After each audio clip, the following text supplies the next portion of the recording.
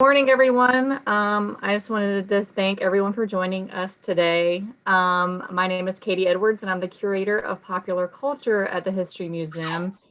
And I've got my coffee here, coffee with curators. So I would like to welcome the Sports Hall of Fame staff. We have Bobby Guthrie here, who is the Associate Executive Director, and Meg Emrich, who is the Associate Director. And I invited them because part of my job is to work with the Sports Hall of Fame. I think a lot of people might be surprised to find out that the Sports Hall of Fame is actually located in the museum on the third floor.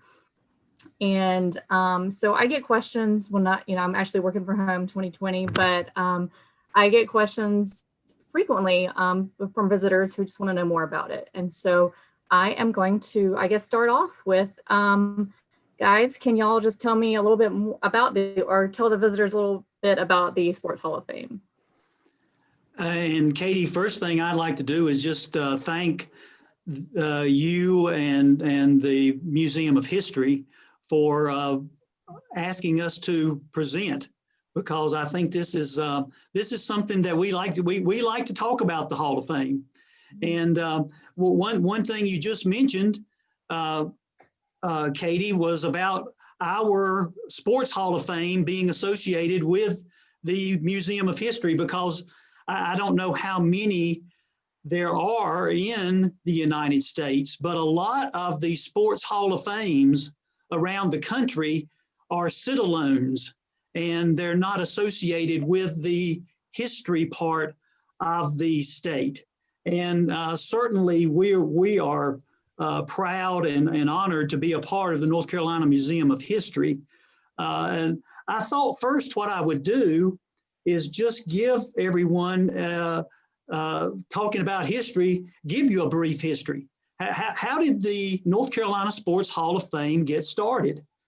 And when you, I think Meg's going to pull up our website here and show you some of this information. But basically, what happened is around 1962, we had a discussion that began in the Charlotte area at that time, and the questions that was asked was about the beginnings of a Sports Hall of Fame in North Carolina. And this led to the Sports Award Committee of the Charlotte Chamber of Commerce deciding that there needed to be a North Carolina Sports Hall of Fame. And I'll let you take a look. You can read. I'm just going to hit some highlights of this. But there was a first induction class in 1963, and you'll probably know some of these names of Jim Beatty and Choo Choo Justice, Ace Parker, Estelle Lawson Page, and Wes Farrell. And you've got a combination of a world-class runner, a football player from UNC, a football player from Duke, an unbelievable ladies golfer at that time, and then a Major League Baseball pitcher. So that was the first induction class in 1963. The next thing I wanted to mention, in 1982, you will notice that there was a 2-year Hall of Fame exhibit at the Museum of History.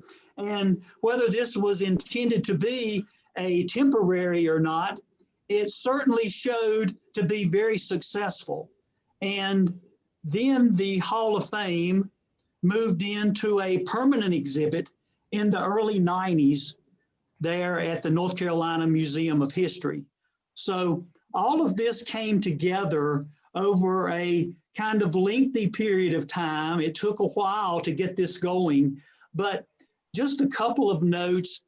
We now have 363 inductees in our Hall of Fame, and that's through 2019.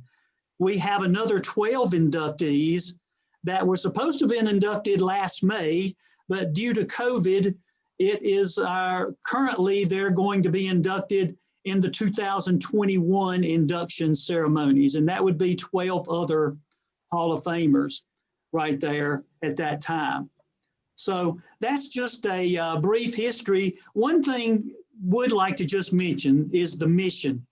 The North Carolina Sports Hall of Fame celebrates extraordinary athletic achievement and leadership. And the one thing, if you were to go and start looking at the bios of some of the inductees, I think you would see that this is an unbelievable Hall of Fame that we have. And we're going to go into a little bit more depth on some of the people in this Hall of Fame here in just a few minutes, Katie. Great. And I forgot to mention, if anyone has any questions at the end of the program, just feel free to write your questions in the chat box. So I guess my next question is, I get asked sometimes, where is this person? Why is it this person? And what are the requirements for joining the Sports Hall or being inducted in the Sports Hall of Fame? What kind of criteria do y'all look at? Okay, and Katie, the main, Meg is scrolling down here to those guidelines, but there's really two guidelines for nominees that at least I think about. Is number one, if you're a native North Carolinian, if you're born in North Carolina, then you are eligible in most cases. Number two, if you're non-native and you've maintained residence in North Carolina for 10 consecutive years, then you're eligible. Now, there's always little question marks that may come up on some things, and you can see there's a couple of other guidelines.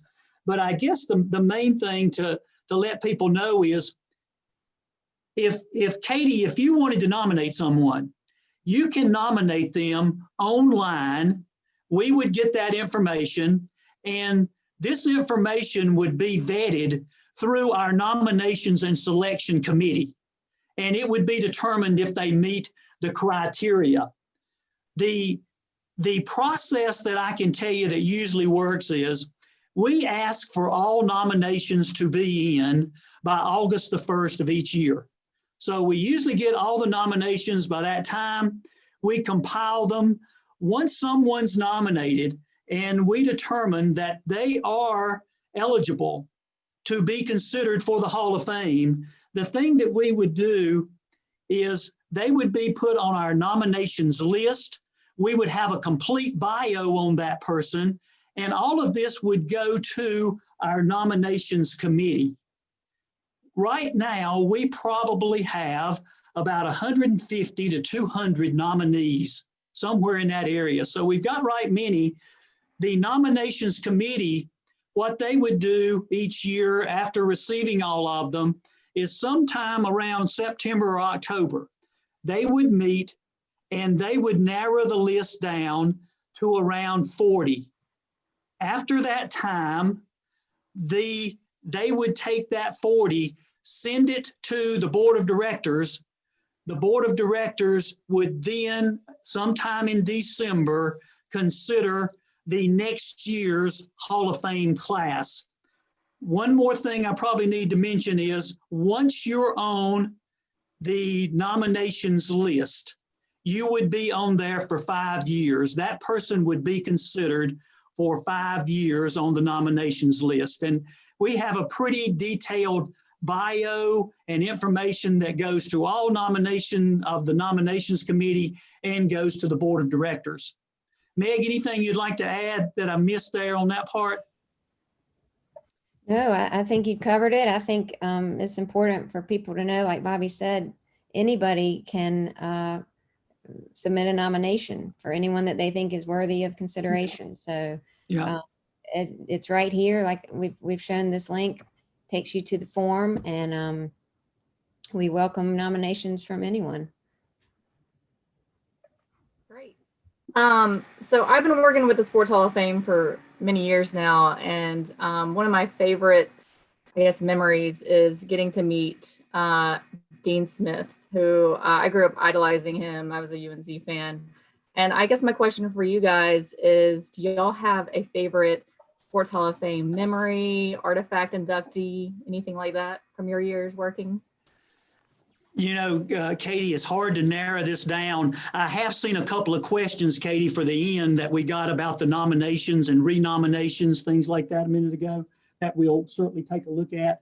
But one thing I wanted to just mention is when I started in this 4 or 5 years ago, one of the first things I thought about is we don't just have a North Carolina Sports Hall of Fame. We've got kind of a best of the best. I mean, when you start talking about Richard Petty and Dale Earnhardt and Michael Jordan and Coach K and David Thompson and Dean Smith and people like that and many, many more, we're not talking about, they're not just the best in North Carolina, they're the best anywhere, So it's really a best of the best that we have. One favorite though, Katie, I wanted to mention is, and I think Meg's going to pull this up, Buck Leonard. I love this display, Katie, right here. This is Buck Leonard, who is in the National Baseball Hall of Fame. In fact, he was the first baseball player in North Carolina to be put in the National Baseball Hall of Fame.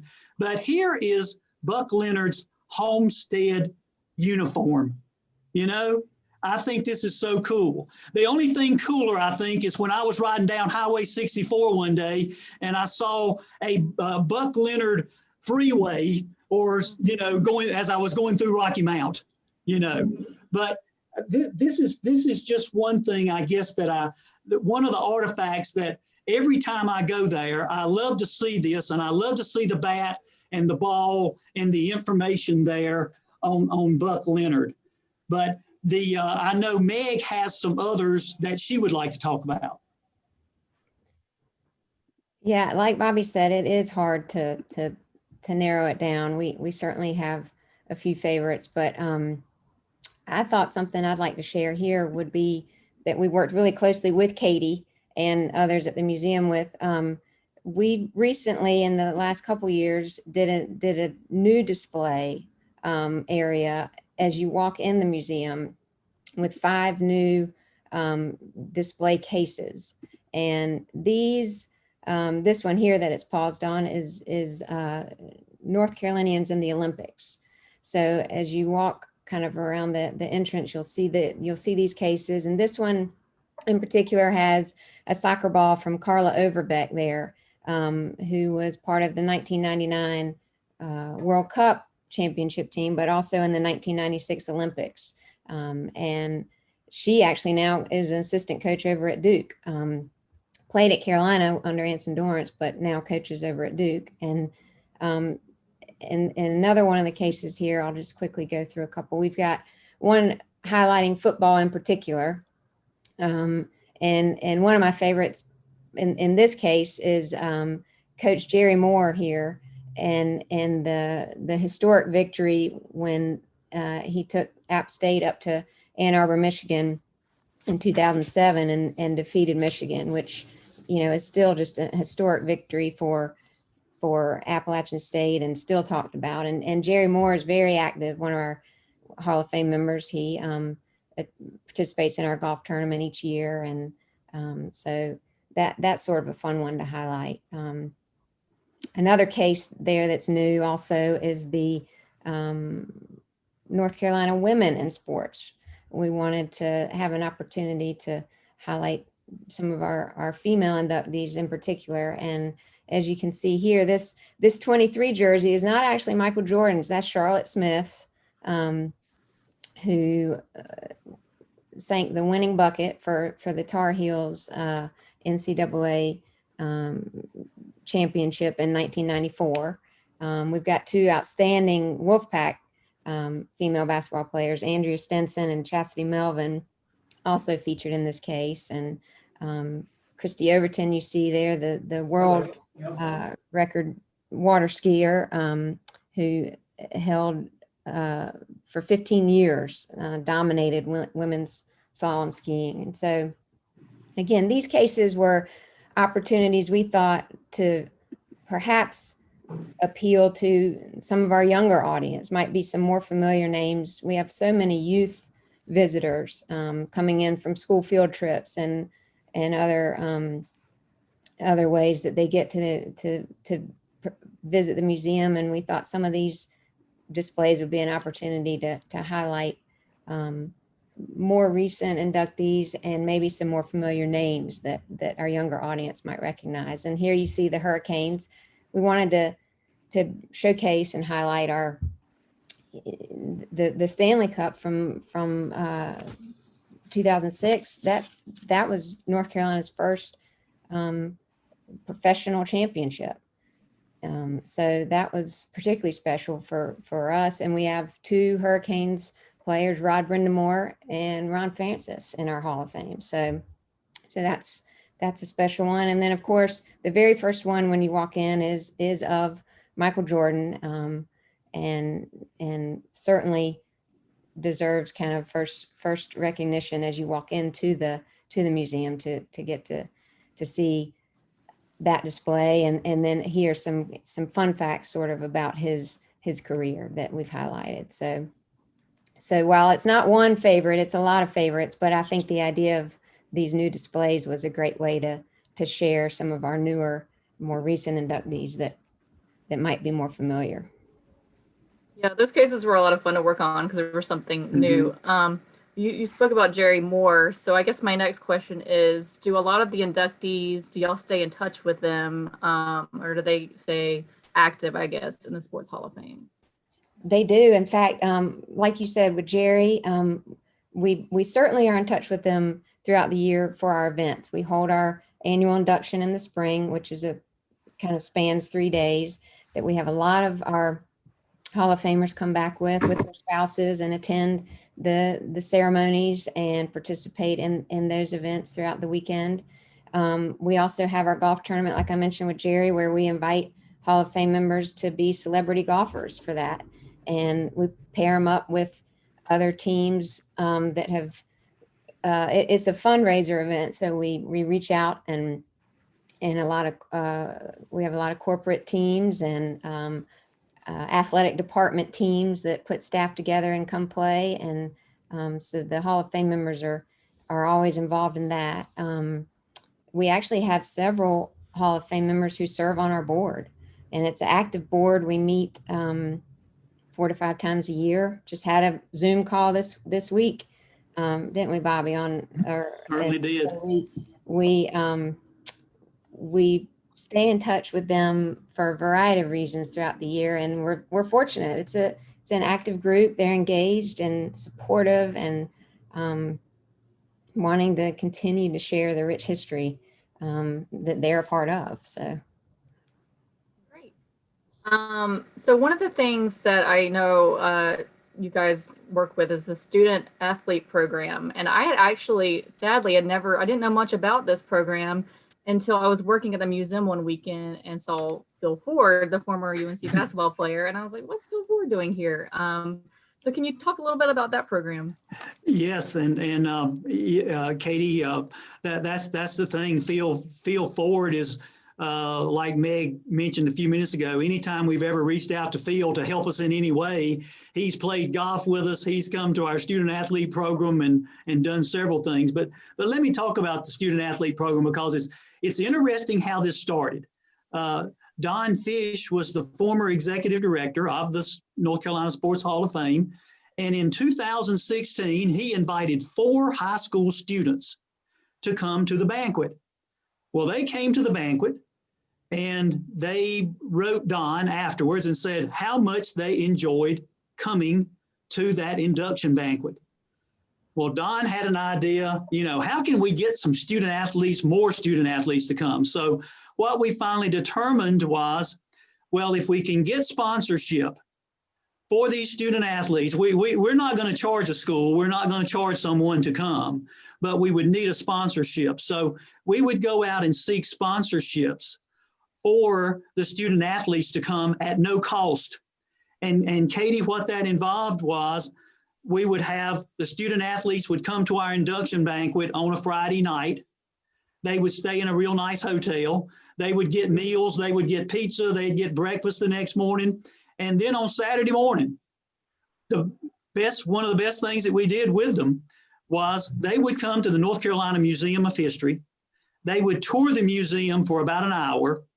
And then about 10 o'clock, we would have the student athletes come into the auditorium, and we would have a panel discussion that would go on. And Rick Strunk, who worked for the North Carolina High School Athletic Association and is a staff member for us now, he would lead the panel discussion of inductees that were just inducted the night before. They would tell their stories. They would tell their hardships. They would tell their good times. Their life stories is what they would share. And we did that in 2017. We had 188 student athletes that came.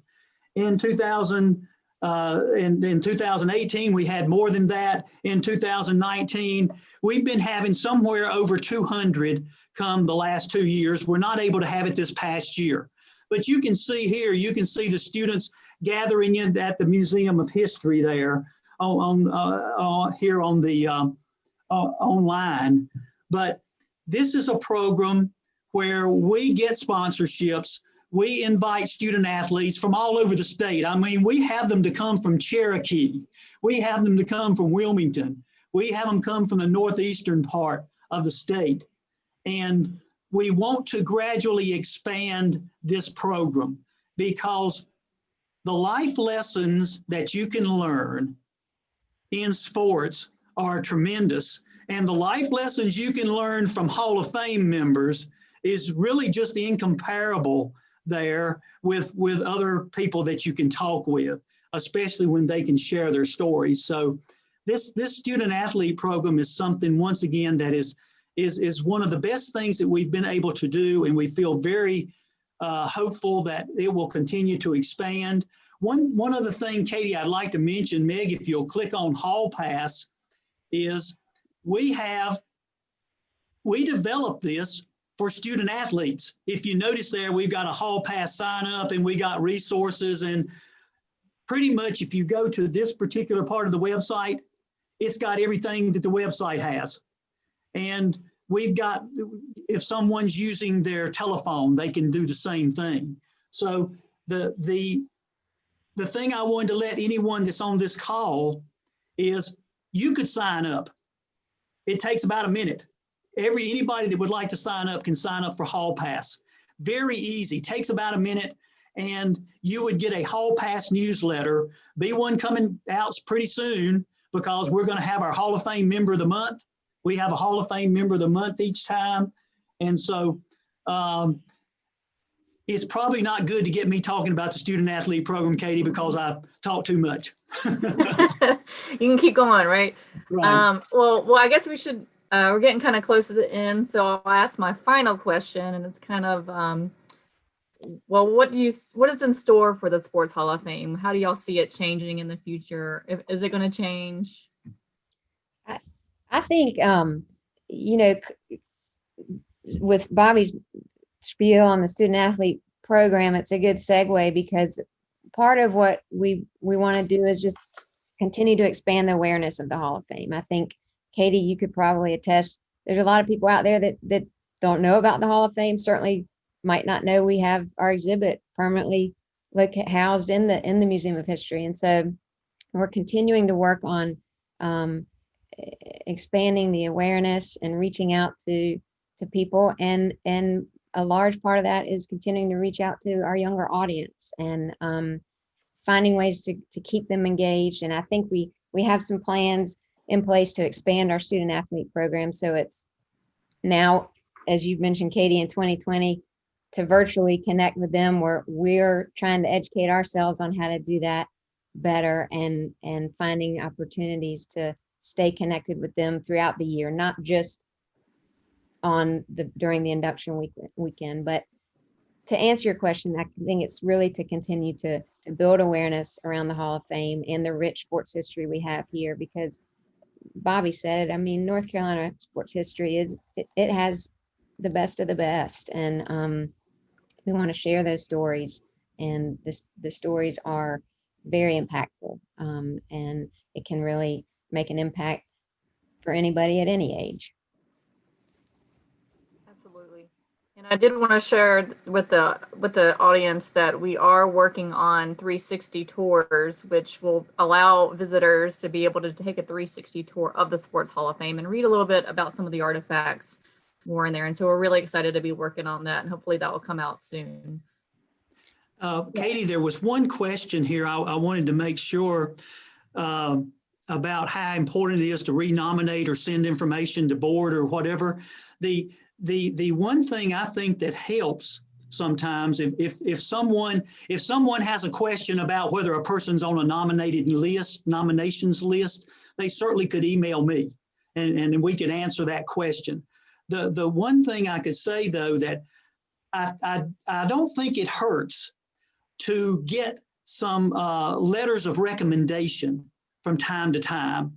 If someone wants to recommend Katie Edwards, a letter of recommendation from people that have worked, right? It doesn't hurt to get letters of recommendation. And the thing about it is, if we get letters of recommendation, we get those to the board. We get that to the board. All the board has those letters and gets to see them then. So that would be one thing. I don't know that you actually have to send them to each board member, because if we get them, we're going to reproduce them and get them out to them. And when the nominations committee meets, they would talk about, well, we received such and such, and here's who we received it from, and so on. Okay. Are there any other questions that anyone has out there for these guys? While we're waiting on that, I would love to just say to please follow us. We do have, we're out there on social media. We'd love to continue to reach more people that way. And to email us at any point and sign up for our monthly e-newsletter. And that way you can stay connected and we can stay connected with you. So we would love to have you guys follow us and stay up to date on everything going on with the hall. It's such a great organization, and I am so blessed to have worked with you guys over these years. It's really fun. So if you haven't visit at the museum. It's free, and visit the Sports Hall of Fame. Well, I think that's about it, y'all. So I just wanted to thank you guys for joining me, and I'm so excited that you guys could answer these questions that I get asked, and yeah. Well, thank you. Thanks for the time. Thanks for everybody who joined in, and we hope to see some people in person soon more. Yes, and like Meg said, just stay in touch. We will answer them. We're usually around. We can help people if they need help. Okay. Happy holidays, everyone. Yes. Thank Happy you. holidays. Thanks, Katie. Thank you all. Okay.